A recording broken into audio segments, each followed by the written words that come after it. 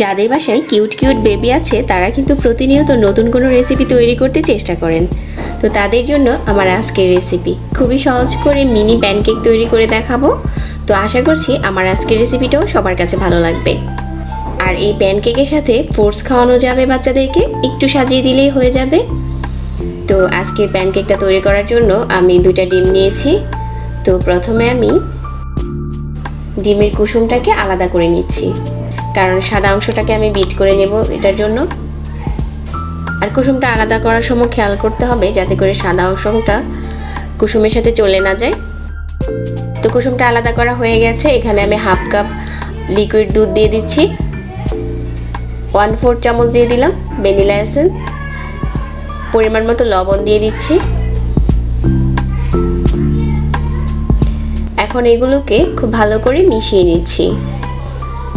আর এখানে দিয়ে দিচ্ছি 1 টেবিল চামচ রান্নার তেল। তো এখন একটা হ্যান্ড উইক্স দিয়ে খুব ভালো করে সবগুলো মেশানো হয়ে গেছে। এখন এটার সাথে অ্যাড করে দিচ্ছি হাফ কাপ ময়দা, আর দিয়ে দিচ্ছি হাফ চা চামচ বেকিং পাউডার।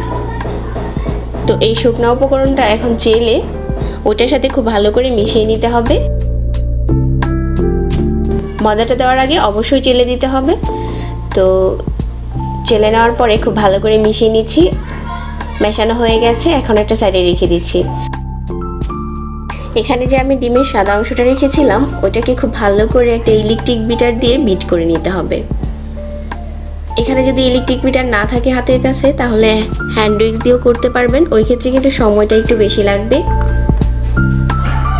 তো এখানে আমি দিয়ে দিচ্ছি 2 টেবিল চামচ চিনি। চিনিটা দেওয়ার পরে আরও প্রায় 5 মিনিটের মতো আমি এটাকে বিট করে নিচ্ছি, যতক্ষণ না এরকম ফোম হয়ে যাচ্ছে। তো বেশ কিছুক্ষণ পর এগুলো কিন্তু এখন ফোম হয়ে গেছে। তো এই পর্যায়ে আর বিট করতে হবে না, বিটারটাকে বন্ধ করে দিচ্ছি। আর এই ফোমটা আমি ওই মিশ্রণটার সাথে মিশিয়ে নিচ্ছি। হ্যান্ড উইক্স দিয়ে খুব ভালো করে নেড়ে নেড়ে মেশাতে হবে। ডিমের সাদা অংশটা যদি ফোম করে কেকের সাথে মেশানো হয় তাহলে ওই কেকটা কিন্তু অনেক ভালো হয়। চুলায় একটা প্যান বসিয়ে 1 চামচ তেল দিয়ে দিলাম, আর তেলটাকে খুব ভালো করে টিস্যু পেপার দিয়ে প্যানটাকে মুছে নিয়েছি। যেহেতু ছোটদের জন্য তৈরি করছি তাই কেকগুলোকে একটু স্পেশাল করার জন্য ছোট ছোট করে দিচ্ছি। তো একটা প্যানে আমি 3টার মতো কেক দিয়ে দিচ্ছি।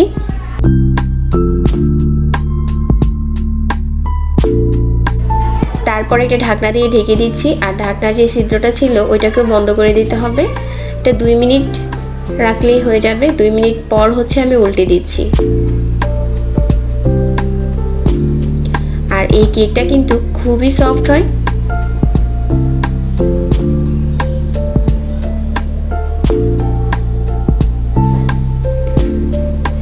আর দেখতেও কিন্তু অনেক সুন্দর লাগে।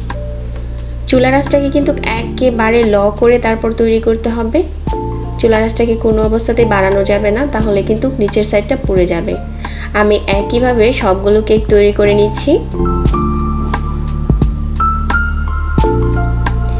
তো আমার কেকগুলো এখন বানানো হয়ে গেছে। তারপর এখানে আমি কিছু ফল কেটে নিয়েছি, কিছু আপেল স্লাইস করে নিয়েছি। তো আপেলের মাঝে যে বিচিগুলো আছে একটা নোজেল দিয়ে বিচিগুলো বের করে নিচ্ছি। অনেকটা ডোনাটের মতো হয়ে গেছে এখন দেখতে। তারপর একটা সাইডে রেখে দিয়ে আমি এখানে কিছু কলা কেটে নিয়েছি। এখন হচ্ছে এগুলোকে সাজানোর পালা।